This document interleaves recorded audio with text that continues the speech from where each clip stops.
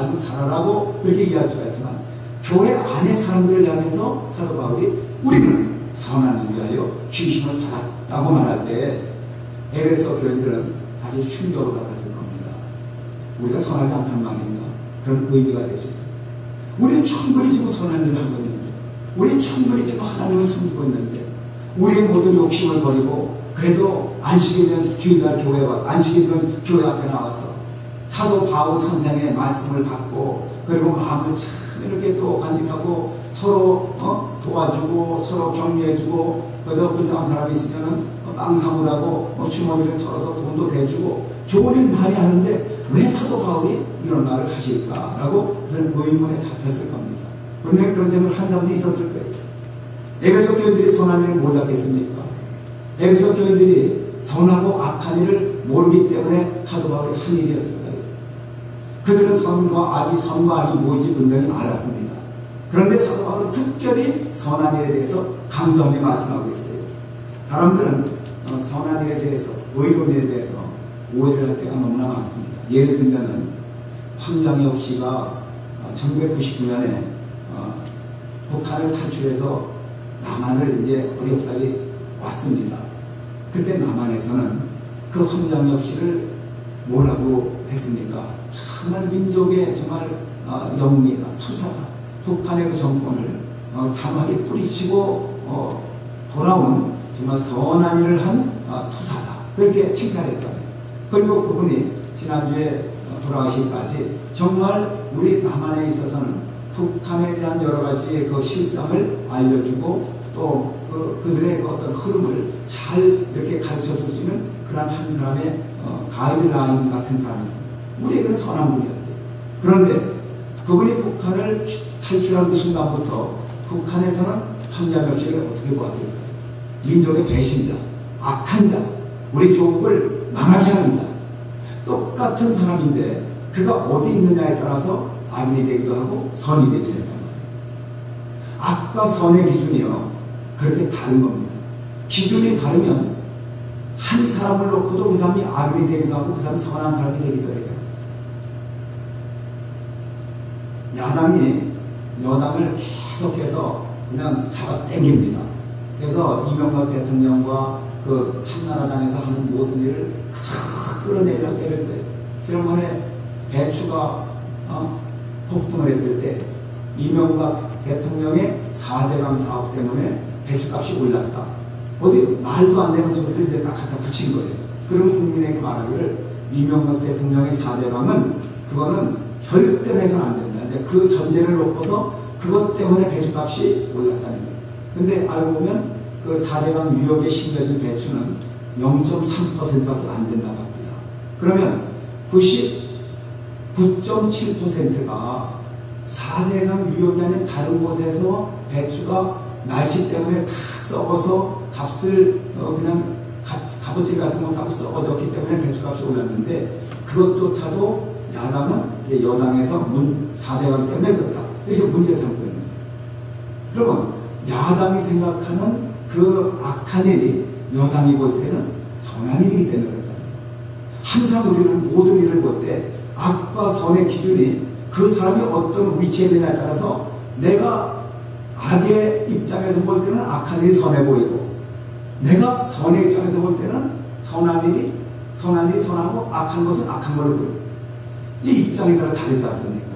그래서 솔직히 말씀드려서 우리가 선하다 악하다는 기준은 우리 인간이 정할 수가 없어요. 세계가 24시간에 한 바퀴를 돌잖아요. 그러면 만약 우리나라 대한민국 서울을 표준시로 정한다면은 그러면 동경은 시간이 달라져야 돼요. 그럼 동경도 야 우리나라가 중심이다. 우리나라 중심으로 하자. 해가지고 하면은 또 서울은 시간이 달라지고 미국도 다 저마다 혼돈이 나요. 세상에 온 세계에 살고 있는 나라마다 시간이 다 자기네가 정확한 시간이라고 자기들 그 시간이라고 한다면 그 기준을 그렇게 정한다면 이 지구는 혼란 속에서 아무 일도 일어나지 않을 거예요. 그런데 영국의 런던을 표준 장소로 시간의 표준 장소로 정해놓고 그 동쪽에 있는 나라, 서쪽에 있는 나라를 한 바퀴 뺑 돌아가면서 24시간을 각자 정한 거예요. 그럼 미국의 서부와 동부의 끝이 3시간 차이가 난다. 여기 오전 9시면은 저기는 오전 12시가 됐다. 그러면 대한민국은 여기보다 16시간 앞섰다. 그래서 24시간의 그 기준이 어디서 나오냐면 표준을 정해놓고 그것이 나옵니다. 좀 당황스럽지만은 제가 왜 이 말씀을 드리냐면은 선하다, 악하다라는 그 기준이 그럼 우리는 어디에 둬야 하는 겁니다. 어디에 둬야 하느냐 하는 겁니다. 사도 바울은 에베소 교인들이 가지고 있는 그 가치관, 악하다고 하는 것과 선하다고 하는 그 가치의 기준이 인간의 기준에서 틀렸다. 인간의 기준을 가지고는 아무리 선한 일을 해도 하나님 그것을 선하지 않다고 볼 수가 있다는 것입니다. 그 기준을 어디에 두냐?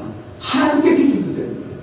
하나님을 표준으로 정하는 하나님의 모든 명령, 하나님의 모든 어떤 지시에 따라서 우리가 움직이면 그것이 바로 표준이 되고 하나님이 정오를 분명하게 갈라놓으면 하나님이 정하신 옳다고 하는 것이 옳은 것이고 하나님이 그러다고 하면 그러다라고 하는 그 기준이 분명해져요.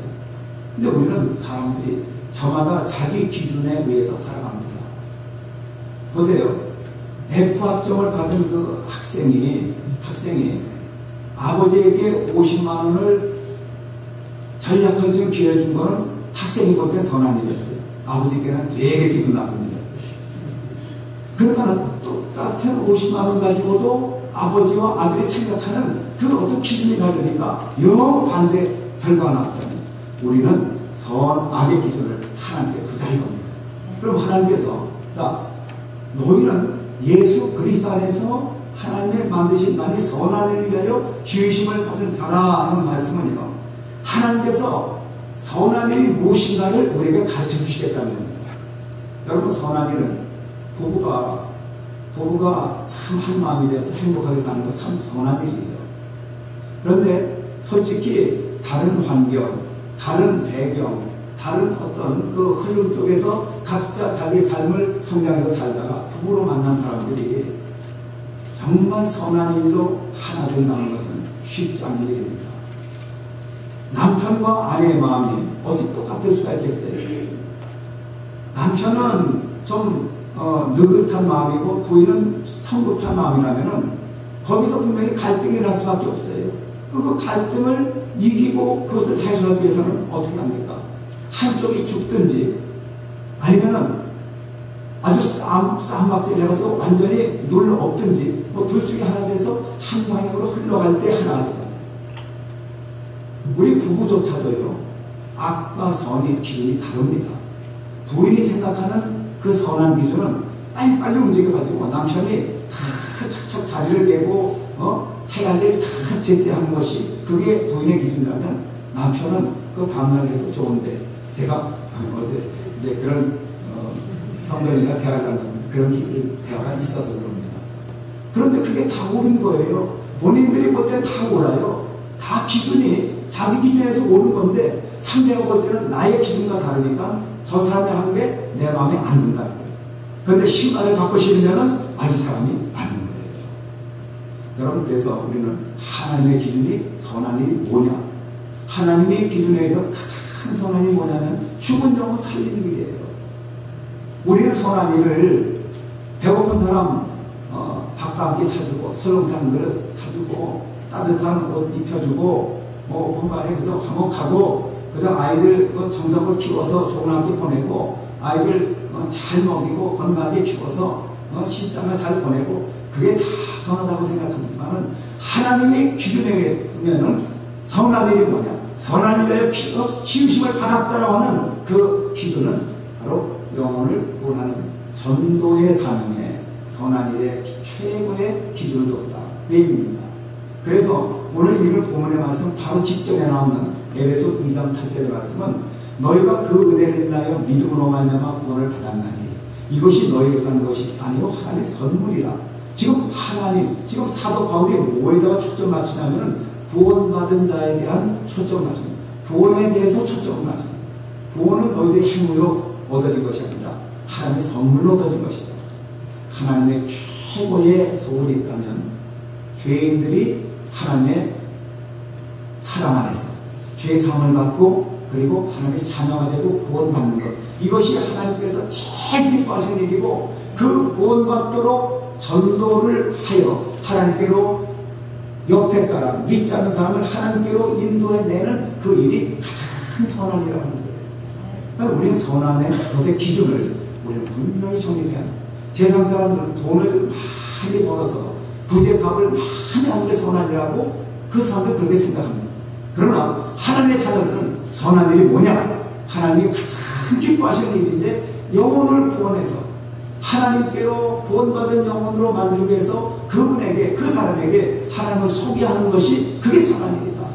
그게 하나님 기쁘시게 하는 일이고 그게 신심을 받은 우리의 목적이다. 우리의 존재 목적이다라고 우리가 단정을 해야 한다는 것입니다. 그게 사실입니다. 성경의 모든 흐름은요, 바로 구원받지 못한 영혼, 아담 이후로 죄를 짓고 자기 마음대로 자기 기준대로 세상을 살아가는 사람들 향해서 하나님이 그들을 어떻게 해서든 끌어내어서 수많은 선자를 보냈고 수많은 전도자들을 보내서 어찌하든지 하나님께로 돌아오게 하는 것이 하나님의 계획이었고 하나님께로 돌아가기만 하면 하나님은 그들을 다 보내주셨어요. 중요한 것은 인간이 그 영혼이 하나님을 찾아 나가지 못한다는 것입니다. 스스로 하나님을 찾아 나가지 못해요. 그래서 하나님은 전도자를 보내신 거예요. 하나님은 전도자를 하나님을 가르치고 하나님이 어떤 분인가를 알려주고 해서 바로 하나님께로 나가는 길을 열어주도록 전도자를 보내십니다. 그것이 오늘날 바로 예수를 믿고 사는 저와 여러분들에게 주어진 사명입니다. 이 사명을 우리가 상실하면 우리는 존재 목적과 존재 가치를 다 상실하거든요. 우리는 내가 왜 존재하는가? 내가 왜 이 세상에 이렇게 살고 있는가? 나는 정말 어떤 목적에 의해서 이 세상을 살아가는가 할 때 단 한 가지 하나님이 알려주신 것은 너는 나의 영광을 위해서 잃어버린 나의 영혼들을 찾아서 내게로 인도하는 그 사명을 내가 내게 주려고 너에게 생명을 주었다. 그게 바로 정답이 되는 겁니다. 하나님의 관심은 아담 이후에 영이 죽어있는 수많은 인간들을 하나님 품으로 다시 돌아오게 하셔서 구원해 주신 거예요. 하나님은 악은 전혀 없으신 선하신 분입니다. 그러니까 선하신 분, 악이라고는 눈꼽만도 없으신 하나님이 어떤 사람을 당신의 나라에서 거하지 하시겠어요? 선한 사람들 아니겠어요? 근데 인간은 태어나면부터 악하잖아요.